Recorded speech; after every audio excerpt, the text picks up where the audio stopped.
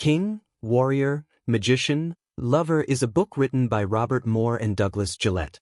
It explains that the masculine rests on 4 archetypes that help men develop a healthy masculinity. Each of these archetypes has 2 negative shadow poles that men embody when they have not well integrated their psychological conditions. The authors explained well what archetypal images are, where they live in the mind, and how to access them. You realize how true the book is when you recognize your own crappy behavior as detailed by the authors. While Models and No More Mr. Nice Guy are great books too, they don't explain how men can change their behaviors and become who they truly are. They remain superficial, dress well, talk to girls. But it won't be enough for most people. King, Warrior, Magician, Lover does the job these books didn't do. Summary of King, Warrior, Magician, Lover written by Robert Moore and Douglas Gillette. Introduction. In the late 20th century, we face a crisis in masculine identity of vast proportions. We've lost what it means to be feminine and masculine, and so people are confused regarding their own gender.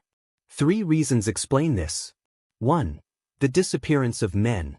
The disappearance of the father is traumatic for both women and children.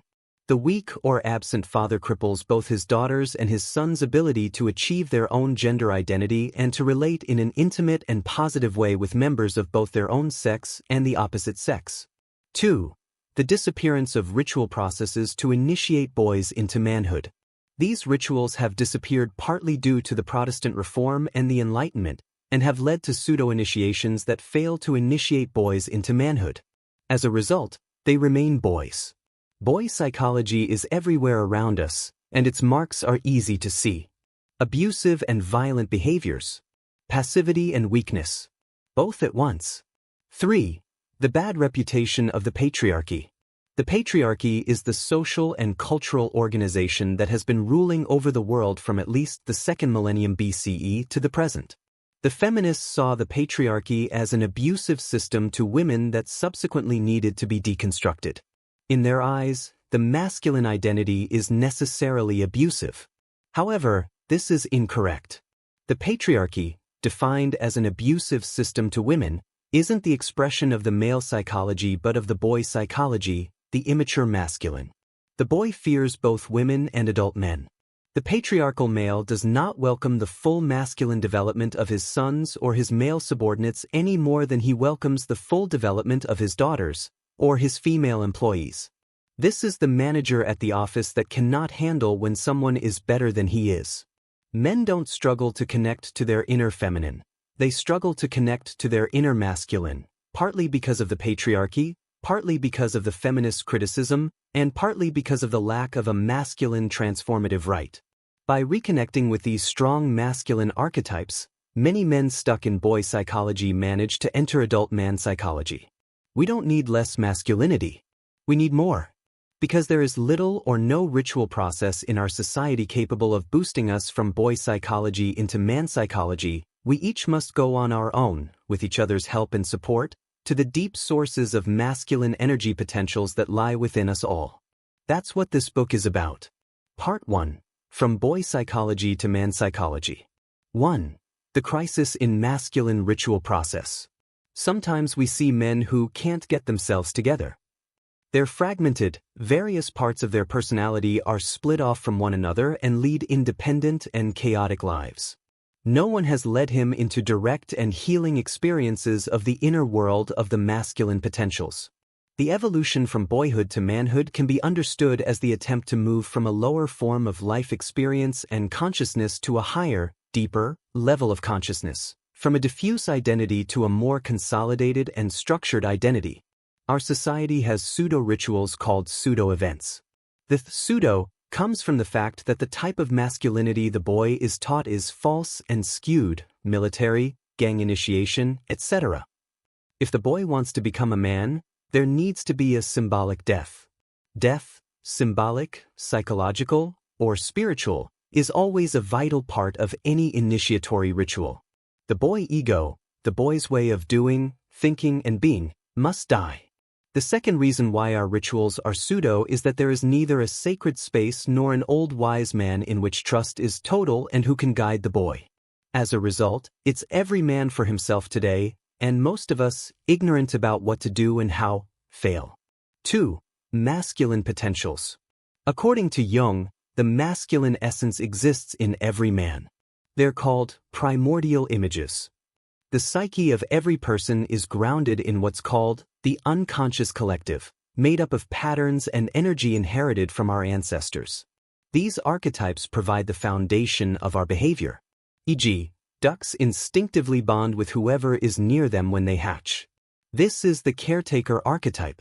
We have similar archetypes for mother and father. When our actual parents don't fulfill their archetypal roles well, we end up with psychological problems. The existence of archetypal images has been documented and proven. We can find them in mythologies and religions across all people. 3. Boy psychology. Consider the following people: the drug dealer, the wife beater, the crabby boss, the company yes man. All these people are boys pretending to be men because nobody showed them how to become men. They're governed by the boyhood blueprints, not the manhood ones.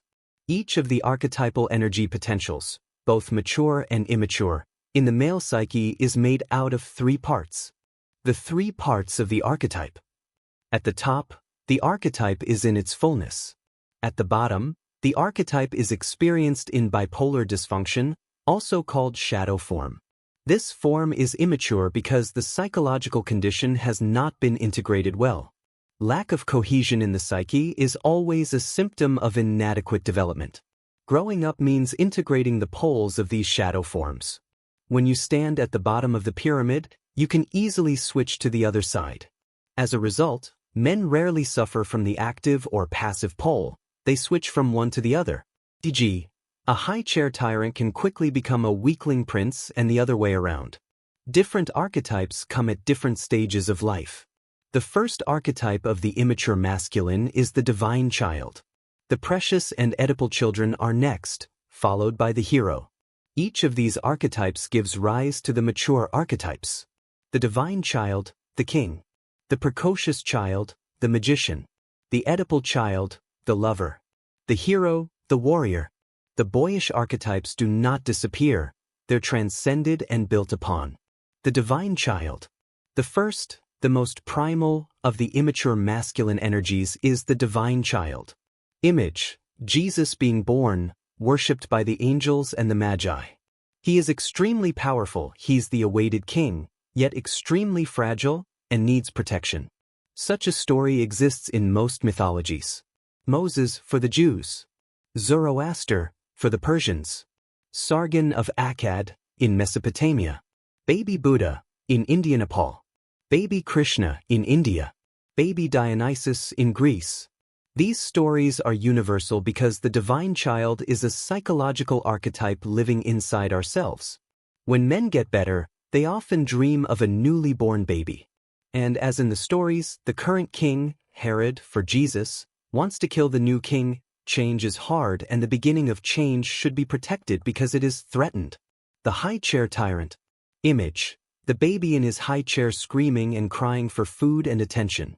Like Jesus, he's powerful and needs care, but the care he receives is never enough. As a result, he hurts himself by rejecting the very things he needs. Characteristics of the high chair tyrant. Arrogance. Childishness. Irresponsibility. Psychologists call this pathological narcissism. The boy needs to learn he is not the center of the universe. The HCT archetype can still rule through the shadow king in adulthood. E.g., the promising CEO who shoots himself in the foot. It's Icarus' story. The more we rise in a hierarchy, the likelier we are to fall due to arrogance. Then there's the perfectionist. The perfectionist is the high chair tyrant who attacks his human host. He gets angry at himself, just like his mother did, when he cannot meet his unrealistic demands. The tyrant pressures a man for more and better performance and is never satisfied with what he produces. The unfortunate man becomes the slave, as the mother was, of the grandiose 2-year-old inside of him. The pressure is such that the perfectionist eventually gets sick and dies, death being his only way out.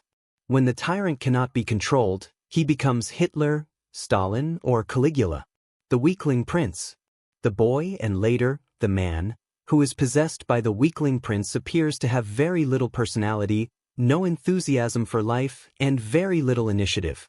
He needs constant care, and everything is too much for him. He tends to be the overprotected one in the family. He's the polar opposite of the HCT, accessing the divine child. In order to access the divine child appropriately, we need to acknowledge him, but not identify with him. We need to love and accept his creativity and the beauty of his primal aspect to utilize them. Unfortunately, many therapists depreciate the divine child, which is too bad, as what the patients really need is to get in touch with him. Grandiose is good as it implies success. Failure, indeed, is often normalcy, average. The need to honor the divine child. The precocious child. The precocious child archetype. The precocious child manifests in a boy when he is eager to learn. The boy, and later the man, want to know the why of everything.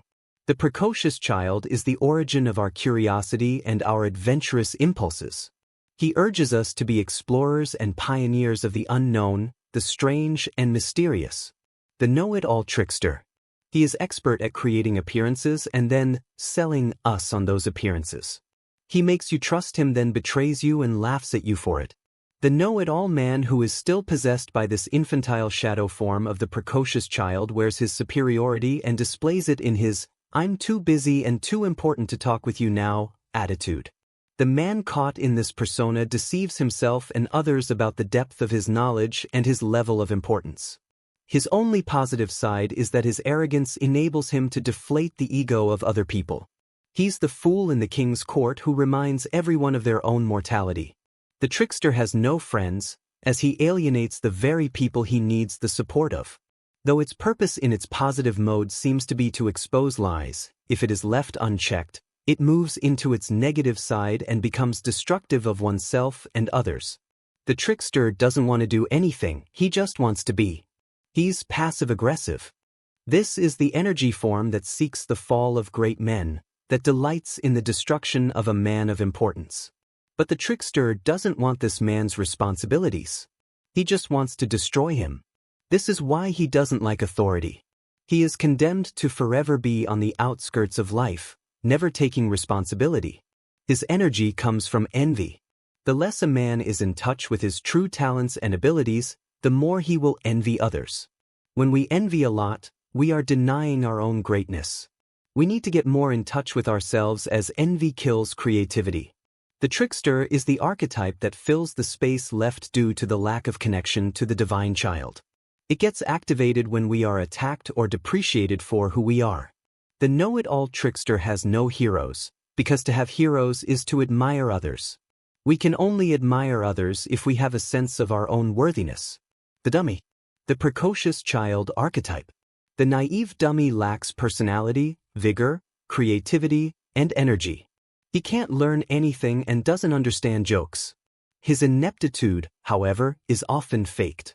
He understands more than he shows. He may feel himself as too important to reveal who he is to the world. As a result, he is also a trickster. The Oedipal child. All the immature masculine energies are overly tied, one way or another, to mother, and are deficient in their experience of the nurturing and mature masculine. While the Oedipal child may lack the nurturing of the masculine, he can access its qualities. He is passionate and has a sense of wonder and a deep appreciation for connectedness with his inner depths, with others, and with all things. He is also in touch with spirituality, which comes from his yearning for mother. Not his real mother, she will disappoint him many times, but the great mother from the beyond, what the Greeks call Eros. Men should relieve their actual mothers from the role of the great mother that they cannot fulfill, and connect to the great mother instead. The mama's boy. The mama's boy fantasizes about marrying his mother and taking her away from the father, especially when the father is absent or weak. Freud came up with the term Oedipus complex. Oedipus was the child of King Laius and Jocasta. A prophecy said he would kill his father, so the couple abandoned the baby in the forest where he was expected to die. Obviously, he was rescued by a shepherd. He grew up, and as he was walking on the road one day, he got into a fight with a chariot driver and killed him, without knowing that the victim was his father. He went to Thebes and learned that the queen, his mother, was looking for a new husband. He married her. The truth was only uncovered years later, and Oedipus was cast out by the gods for his pretension to godhood. Moral of the story: boys who are too bound to the mother get hurt. The mama's boy is seeking the union with the great mother, hence no mortal woman will ever satisfy him. Don Juan syndrome. These men often masturbate compulsively, using pornography in their search for the great mother.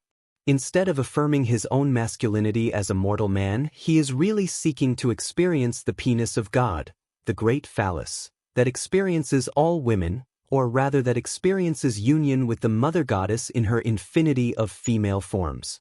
Mama's boy just wants to be, he doesn't want to do the required sacrifice to have an actual relationship with a woman. He doesn't want to take responsibility. The dreamer. The dreamer causes a boy to feel isolated and cut off from all human relationships. Relationships are with intangible things and with the world of the imagination within him.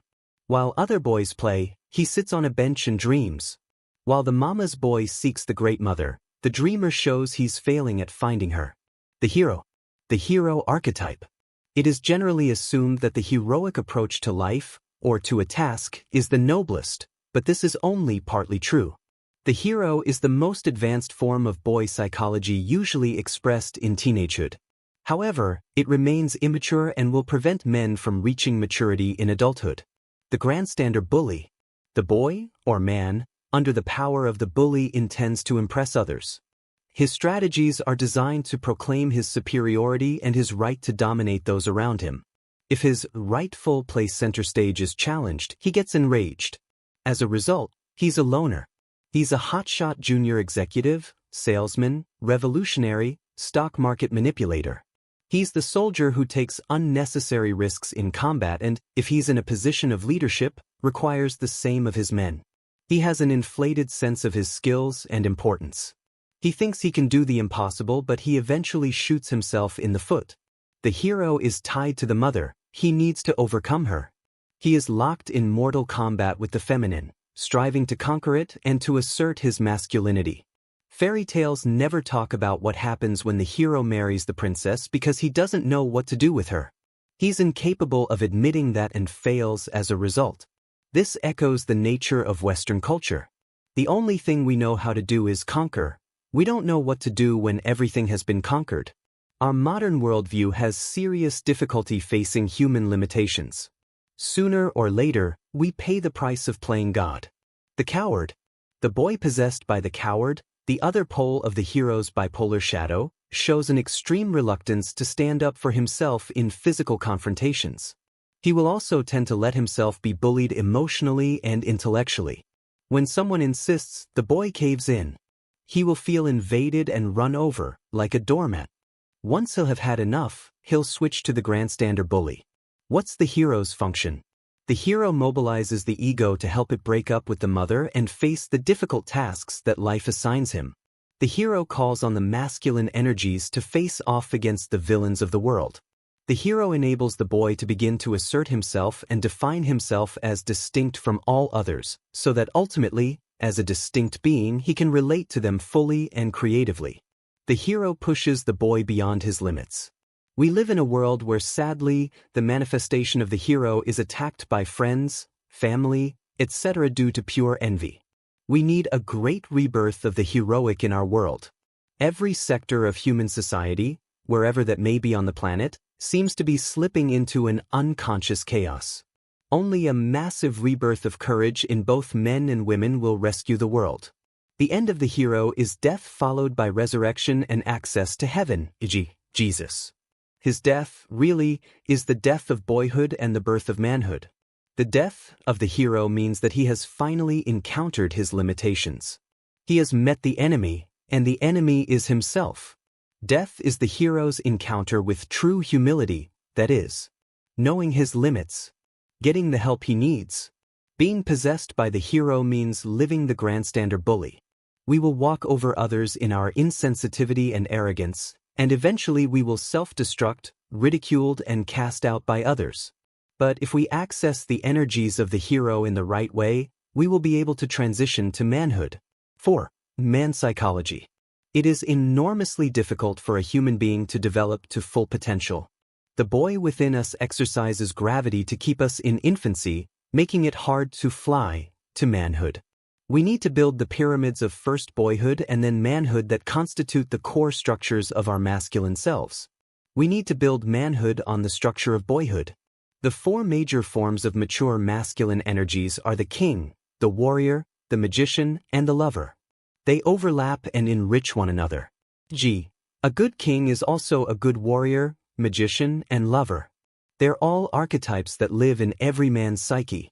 The archetypes are mysterious entities or energy flows. They have been compared to a magnet beneath a sheet of paper. They're hidden, but we experience them. The myth, songs, paintings, etc. always give a hint of their existence. These archetypes act a bit like board members from a board chaired by our ego. We need to listen to them and then make a decision. Man's psychology is rare. The tough context in which people have grown, abuse, trauma, etc., stunted their growth. Most remain stuck in boy psychology. The role of philosophy and theology is to explain why that is so. Psychologists have the following saying: take responsibility for what you are not responsible for. That is, whatever traumas you got which weren't your faults, will have to be fixed by you. Institutions used to take care of these through rituals and ceremonies. Since it no longer is the case, we need to take care of it ourselves. We live in the psychological age.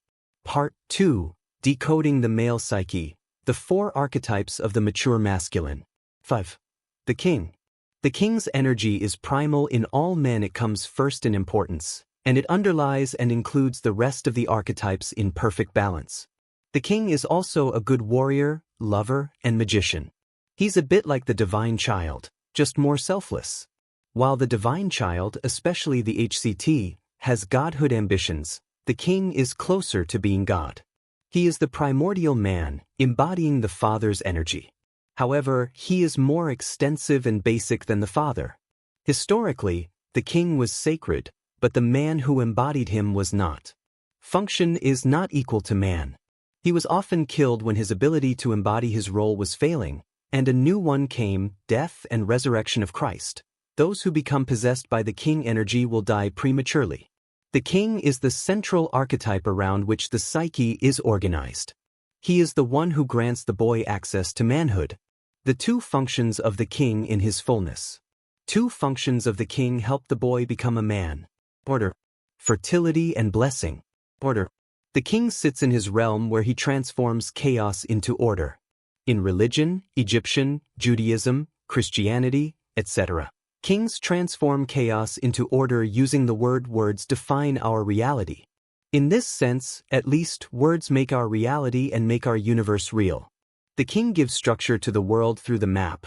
All maps across cultures were divided into 4 parts, and through the law.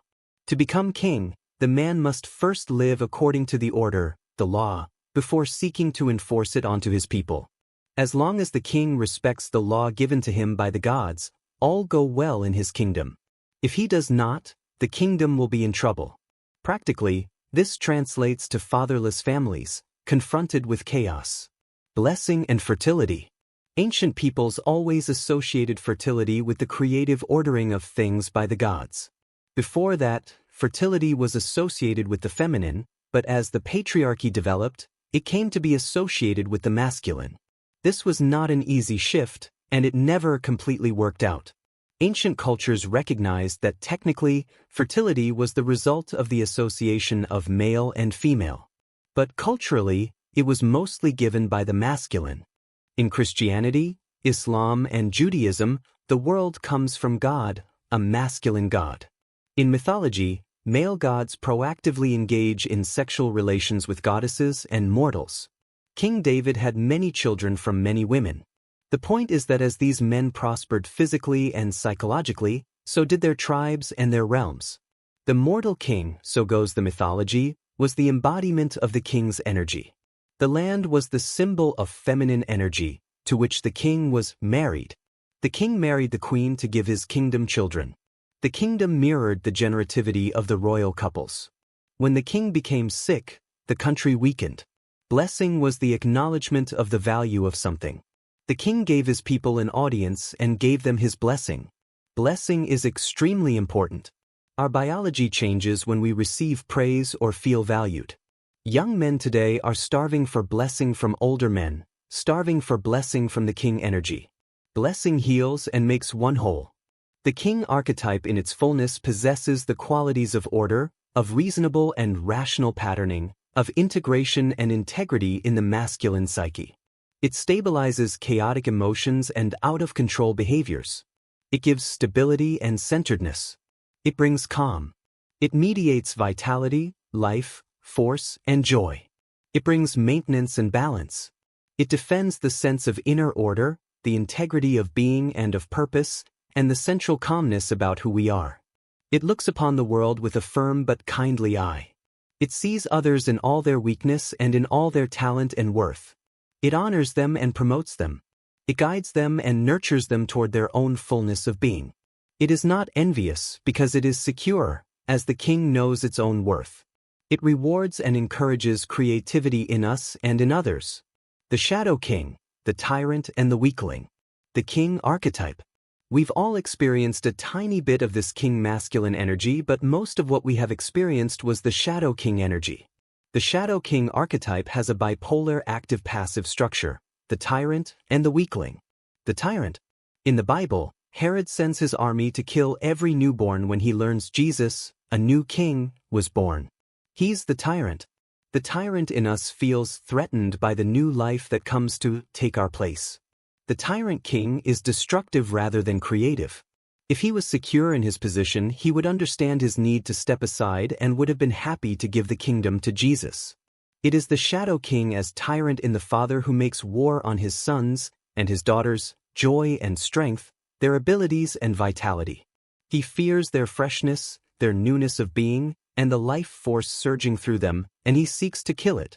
He insults them or ignores them, both being a way to alter their development.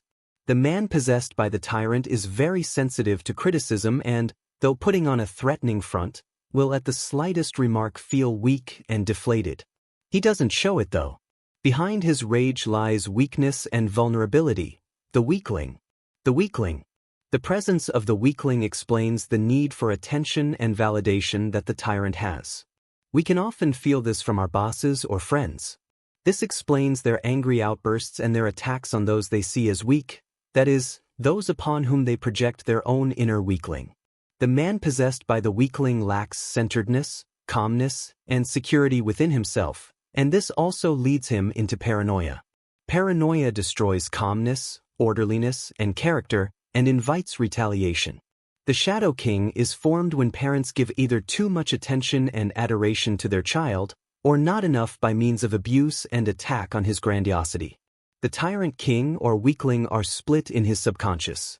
These men seem like nice guys at first, then unexpectedly become tyrants. Accessing the king. The relation to an archetype is the same as the relationship between a star and a planet. The planet needs the star and serves the star. It doesn't identify with the star. Likewise, you can access the king energy by disidentifying your ego from it. The ego of the mature man needs to think of itself as a steward of the king's energy, not for the benefit of itself, but for the benefit of those within its realm, whatever that may be. If the ego identifies with the archetype, it inflates and becomes fixated, which prevents the person from growing. If it disidentifies too much, it cuts itself from access to the archetype. Too much identification sends the person back and forth between the active and passive poles of the archetype. The shadow king rises when the ego identifies too much with the king. In myth, trouble arises when someone wants to take the place of a god. This is the usurpation syndrome. The ego takes the place of the god. The weakling arises when we lose touch with the king's energy within and project it onto other people. This is the dependent personality disorder. We experience ourselves as impotent, as incapable of acting, incapable of feeling calm and stable, without the presence and the loving attention of that other person who is carrying our king energy projection. When we are out of touch with our own inner king and give the power over our lives to others, we may be courting catastrophe on a scale larger than the personal. But when we are accessing the king energy correctly, as servants of our own inner king, we will manifest in our own lives the qualities of the good and rightful king, the king in his fullness. 6. The warrior. The warrior archetype. The warrior is a controversial form of energy because of the damage, wars, it has created. The people that seek to cut themselves from this energy usually find it back in unexpected places at unexpected times, sudden rage, etc. We can't ever cut ourselves from an archetype, we can only bury it, which creates far worse consequences. Violence is still very much prevalent in our society. Video games, movies, crimes. The warrior as an icon existed in all societies that ever walked the earth. They didn't only fight, they achieved stuff by defending their kingdom or expanding it. The warrior energy is a vital ingredient in our world building and plays an important role in extending the benefits of the highest human virtues and cultural achievements to all of humanity. The warrior in his fullness. The characteristics of the warrior in his fullness amount to a total way of life, what the samurai called a do, pronounced do. These characteristics constitute the warrior's dharma, ma'at, or tao, a spiritual or psychological path through life. The characteristics of the warrior are clarity of mind, awareness of one's death, and aggressiveness. Aggressiveness is a stance toward life that rouses, energizes, and motivates. It pushes us forward. The Japanese believed that there is only one way to face life's battles, frontally, and one way to take, forward. The warrior knows the amount of aggressiveness to use because he knows his limitations, unlike the boy hero. The warrior knows life is short. This sense of the imminence of death energizes the man accessing the warrior energy to take decisive action. The warrior trains for skill, power, and accuracy. He has a positive mental attitude. He's courageous, takes responsibility for his actions, and has self-discipline. He is loyal to someone or something, a people, a god, a king, etc. Warriors don't marry women for love, but for fun. Their true love is their work. The shadow warrior, the sadist and the masochist. Detachment from the warrior is dangerous as it usually happens as a result of repressing one's feelings. You want to have your mind under control, not detached. Otherwise, cruelty will sneak back in unexpected moments. There are two types of cruelty: cruelty with passion and cruelty without. The Nazis trained the SS to care for a puppy, then to kill it at an arbitrary moment. It was cruelty without passion. Then there is the passionate cruelty, like the God of the Old Testament that destroys civilizations. The warrior as a vengeful spirit comes into us when we are very frightened and very angry. This passion for destruction and cruelty accompanies a hatred of the weak, which is the sadist's own masochist. The shadow warrior is related to the hero. He carries into adulthood the adolescent insecurity, violent emotionalism, and desperation as he seeks to resist the overwhelming power of the feminine, which evokes the masochistic, or cowardly, pole of the hero's dysfunctional shadow. The man under the influence of the shadow warrior's bipolarity, unsure of his legitimate phallic power, is still battling against what he experiences as the inordinately powerful feminine and against everything supposedly soft and relational. He's terrified he will be swallowed by it. People with compulsive personality disorder, workaholics, are often shadow warriors. Their addiction comes from deep anxiety, the hero's desperation. They have a very slim grasp on a sense of their own worthwhileness. They don't know what it is they really want, what they are missing and would like to have. They spend their lives attacking everything and everyone, their jobs, the life tasks before them, themselves, and others. In the process, they are eaten alive by the sadistic warrior and soon reach burnout. They can't measure up to their own standards, so they abuse themselves. Soldiers, revolutionaries, and activists often fall into the sadistic pole of the shadow warrior. We become what we hate. Leaders of revolutions always become the tyrants they have ousted. If we are not confident in ourselves enough, we will rely on some external proof to reinforce it.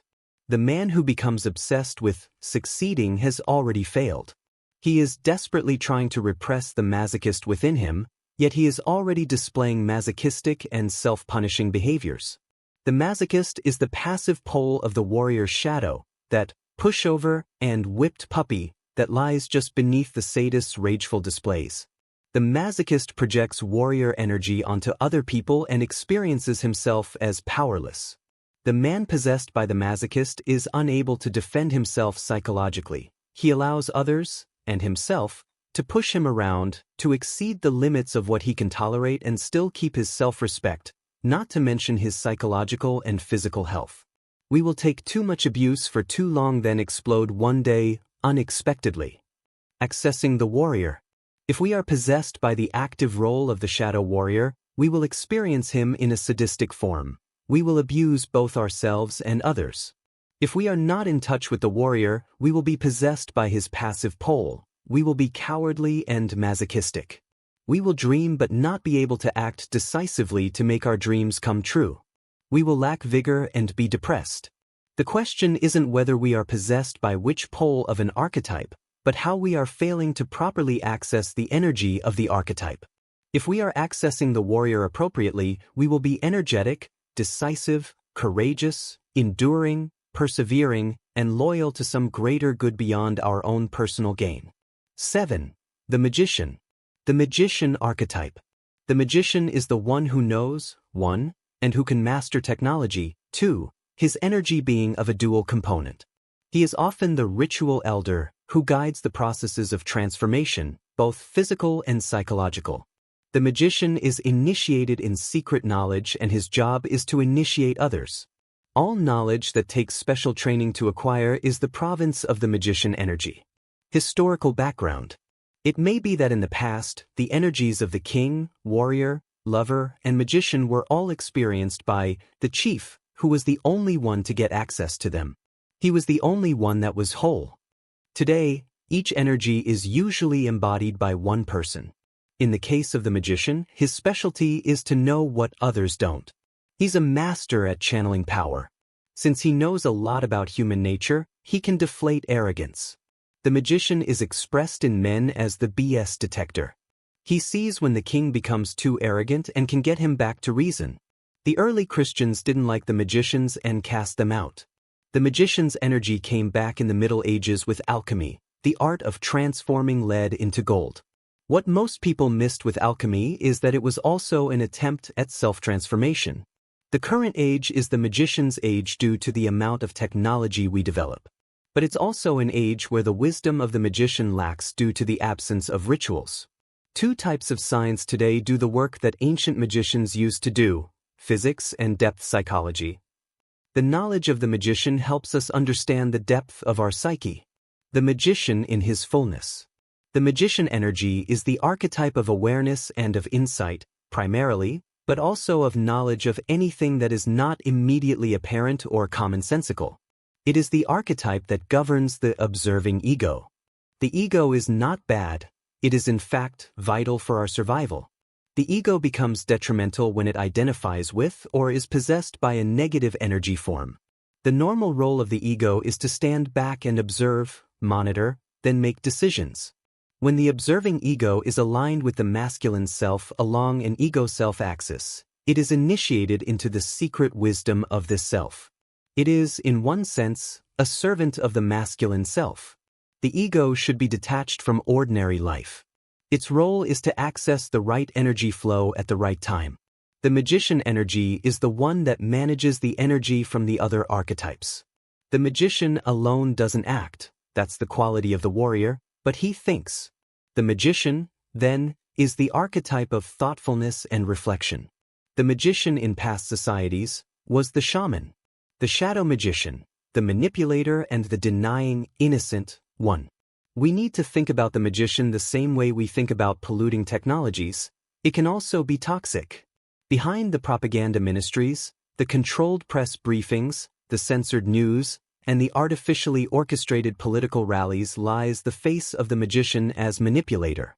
The active pole of the shadow magician is a manipulator that guides people without their noticing. He reveals just enough information to look good, and charges a lot for that. He is cruel. E.g., pharmaceutical companies. They charge a lot for medicine they only have the knowledge of and withhold harmful information for their patients. Lawyers do the same thing. These people think too much and never really live their lives. We all know someone like that. He is caught in a web of pros and cons about his decisions and lost in a labyrinth of reflective meanderings from which he cannot extricate himself. He is afraid to live, to leap into battle. In his fear of making the wrong decision, he makes none. In his fear of living, he also cannot participate in the joy and pleasure that other people experience in their lived lives. Whenever we use our knowledge to lie, control, or increase our status, we identify with the shadow magician. The passive pole, denying innocent one, is the adult dummy. He wants the power of the magician without wanting the responsibility. He doesn't want to learn, make efforts, or know himself. He's also envious. He blocks others and seeks their downfall. He wants to deflate them when deflation isn't necessary. His hostility toward questions, even his accumulated expertise, are all designed to cover his real inner desolation and hide his actual lifelessness and irresponsibility from the world. He hides his hostility behind naivete. Accessing the magician. Possessed by the manipulator, we are in the grip of the magician's shadow. If we're out of touch with him, we're in the denying innocent one. We won't have a sense of inner security. We won't be able to trust our thinking processes. We won't be able to detach from our emotions and our problems. We're likely to experience inner chaos and be vulnerable to outside pressures that will push and pull us in many different directions. We will act in a passive-aggressive way toward others, but claim to be innocent of any ill intentions. The key is to separate your ego from your emotions without repressing your emotions. A good way to do that is, when a negative feeling arises, to take it and place it in the middle of the room to observe it. If there are several feelings, we can stack them up. When their force has passed, we can banish them. This improves the connection with the magician, as the magician is the one who observes and thinks. The lover. The lover archetype. The erect penis is a sign of life force. Blood carries the energy and enables the penis to erect. There are different forms of love. Non-erotic love. Eros. Sexual love, enabling bonding. General appetite for life. The lover, by whatever name, is the primal energy pattern of what we could call vividness, aliveness, and passion. It lives through the great primal hunger of our species for sex, food, well-being, reproduction, creative adaptation to life's hardships, and ultimately a sense of meaning, without which human beings cannot go on with their lives. The lover in his fullness. The lover is the archetype of play and of display, of healthy embodiment, of being in the world of sensuous pleasure and in one's own body without shame. The lover is sensitive to the physical world. He understands and feels everything is connected to one another. The man under the influence of the lover wants to touch and be touched. He wants to touch everything physically and emotionally, and he wants to be touched by everything. He wants to experience the world in all of its sensuality. Everything he sees is art. He can read people like a book. He is often excruciatingly sensitive to their shifts in mood and can feel their hidden motives. He doesn't like boundaries and wants to embrace it all, which makes him at odds with the magician, king, and warrior. He's often conflicted between love and duty. Cultural background. The lover is different from the other archetypes. All religions have persecuted him, seeing him as deviant. The lover manifests two different ways of life. The artist, painter, musician, comedian, etc. The psychic, those who are deeply connected to their instincts. Every activity geared towards enjoying something will draw energy from the lover. The shadow lover, the addicted and the impotent love. The man living in the shadow lover is possessed by him. Usually, he asks himself the following question: why should I put any limits on my sensual and sexual experience of this vast world? A world that holds unending pleasures for me? The shadow lover is lost in an ocean of sensations. Anything is enough to get him off his center. In the active pole, the shadow lover is restless, always looking for the next adventure, constantly craving for something new. This is why, in a way, monogamy can be seen as the product of a man's centeredness. He's stopped looking for something new. A monogamous man cannot be an addicted lover. He is bound, not by external rules but by his own inner structures, his own sense of his masculine well-being and calm, and his own inner joy. On the other hand, The addicted lover seeks the ultimate and continuous orgasm. He has no boundaries and won't accept any. He is a grown mama's boy. He is still within his mother. In the passive pole, that is, out of touch with the lover, a man is the impotent lover. Lack of enthusiasm, lack of vividness, lack of aliveness. We can't wake up, can't go to sleep, speak in a monotone voice, are alienated from friends and family, we become depressed. Without a vision, the people perish. Accessing the lover.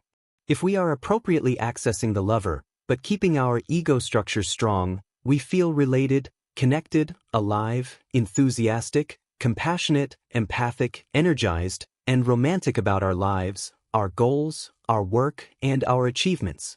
The lover gives a sense of meaning. The king, warrior, and magician are detached from life. The lover energizes them and gives them the final purpose, love. Many men have repressed their lover early and don't feel any passion.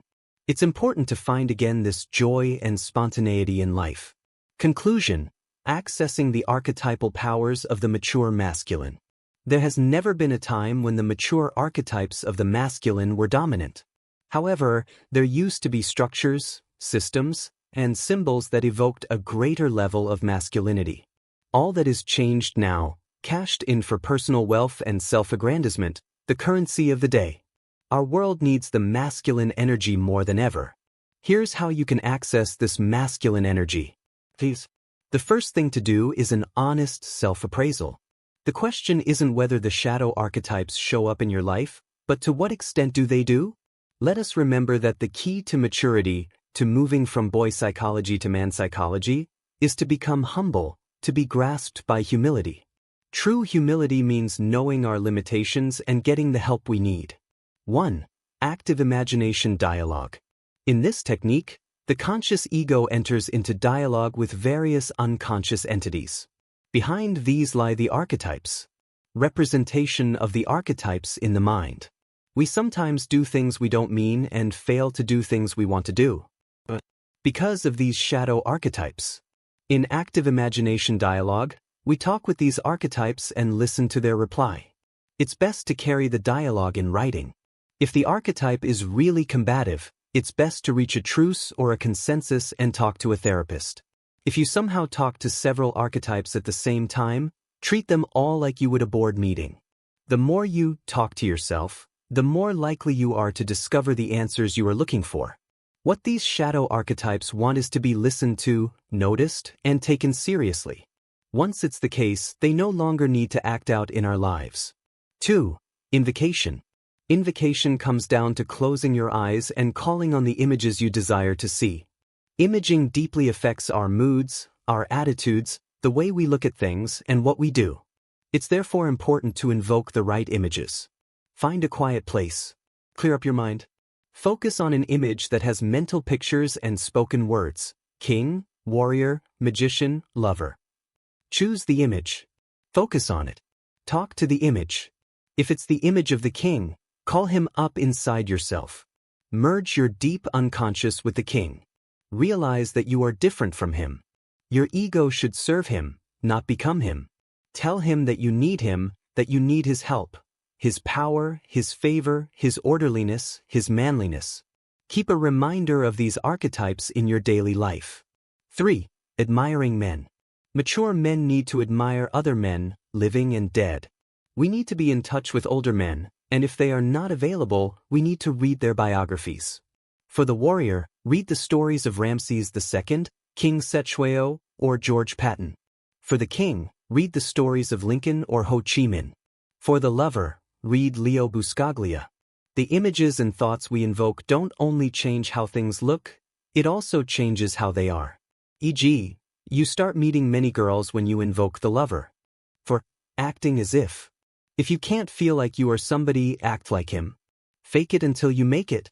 If you need the lover, go out and force yourself to enjoy the sunset. If you need the warrior, go out and learn a martial art. If you need the magician, act as if you really have wisdom. Final word. It is time for men, particularly the men of Western civilization, to stop accepting the blame for everything that is wrong in the world. Men should never feel apologetic about their gender. Don't forget that transformative movements take time and effort.